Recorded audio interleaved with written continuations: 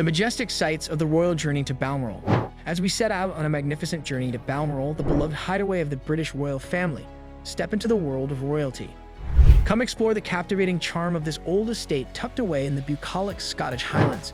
What mysteries await us in Balmoral Castle's vast grounds and great halls? Through the hazy vistas, what stories of tradition and history are waiting to be discovered? Get ready to be enthralled by the magnificent vistas and enduring charm of the royal journey to Balmoral. The royal family is unwaveringly reliable. Before she passed away, Queen Elizabeth would travel north once a year at the end of the summer to spend several weeks at Balmoral Castle. She too passed away there on September 8, 2022, and on September 11 her coffin left the estate to start its last journey back to Windsor Castle via London. All the information you need to know about the centuries-old castle that Tony Blair dubbed freaky if you've never heard of the royal country home, which is also featured in numerous seasons of The Crown, including the 6th and final season, where a large portion of Part 1's action takes place at Balmoral. However, Princess Eugenie calls it the most beautiful place in the world. The annual vacation of Queen Elizabeth. It was commonly believed that Queen Elizabeth's favorite place to live was Scotland's Balmoral Castle, where she spent her summer vacation. I believe Granny is the happiest person there. In the documentary Our Queen at 90, Princess Eugenie, the granddaughter of the Queen, said, "I think she really loves the Highlands." She relaxed and spent time with her family, who also frequently traveled, free from official commitments. People coming in and out all the time, walks, picnics, dogs, a lot of dogs, there's always dogs, Eugenie went on. We can visit Granny and Grandpa at their beautiful base, where there's ample space for you to run and breathe.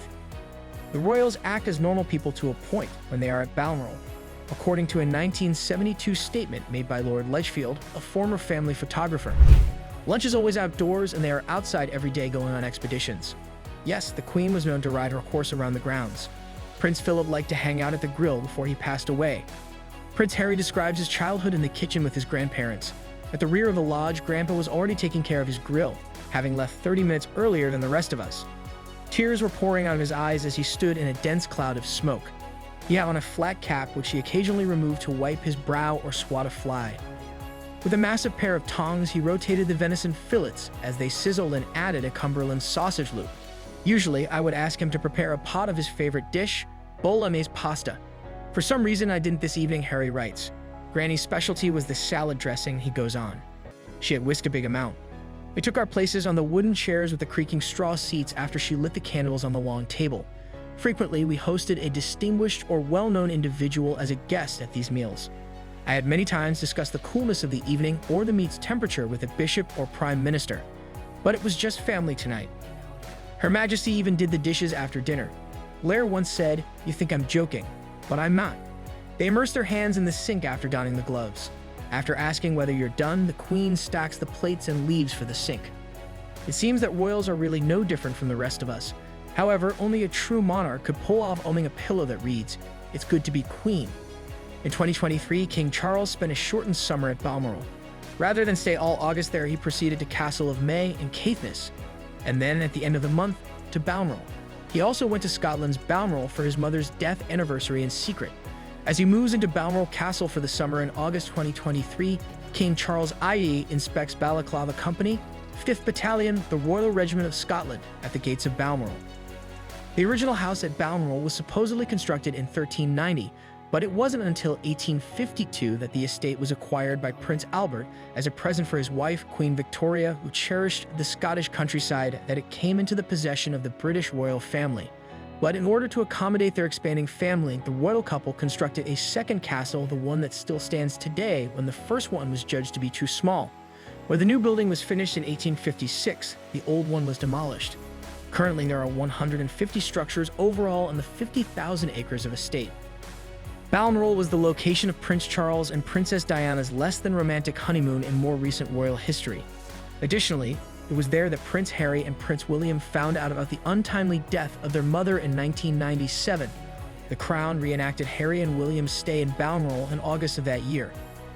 Furthermore, rather than going to Buckingham Palace in London to name Liz Truss as the new Prime Minister in 2022, Queen Elizabeth chose to remain at Balmoral.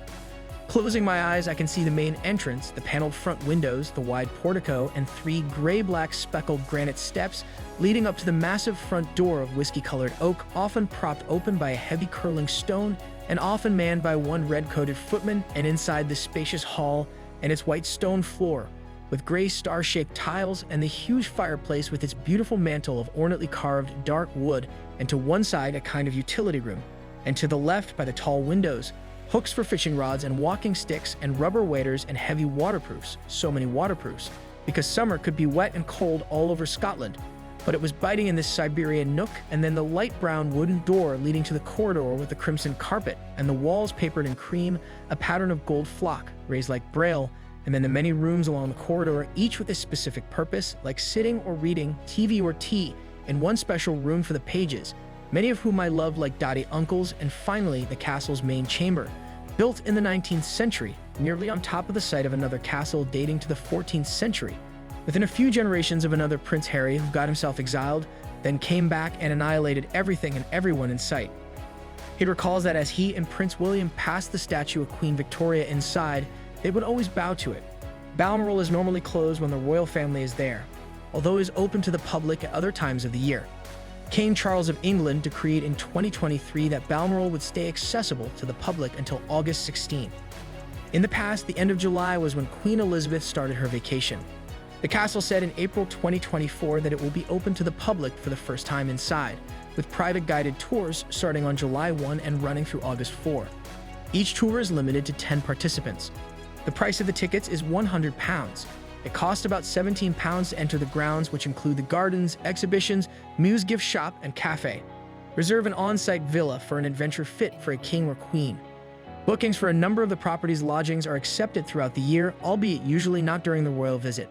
Alternatively, if you're not planning a vacation to Scotland, watch the squirrel cam at the castle. There are other special residences at Balmoral besides the royal family. Additionally, there's an endangered red squirrel species that lives in the castle grounds. The red squirrel is one of Scotland's favorite creatures, but its population is dropping and it is considered an endangered species, according to the Balmoral website. On the other hand, Balmoral is fortunate to have a number of resident squirrels that you may see eating. Notably, King Charles has a great affection for the animals and occasionally even lets them run around Balmoral, his home. He is completely infatuated by the red squirrels that live around the estate in Scotland, to the extent that he's given them names and is allowing them into the house, Prince William has previously stated. Not that Charles, the Red Squirrel Survival Trust patron, denies it. They enter Balmoral House and start chasing each other around the premises. They will remain silent around me if I sit quietly, he declares. Sometimes when I leave my jackets on a chair with nuts in the pockets, I see them with their tails sticking out as they hunt for nuts. They are incredibly special creatures.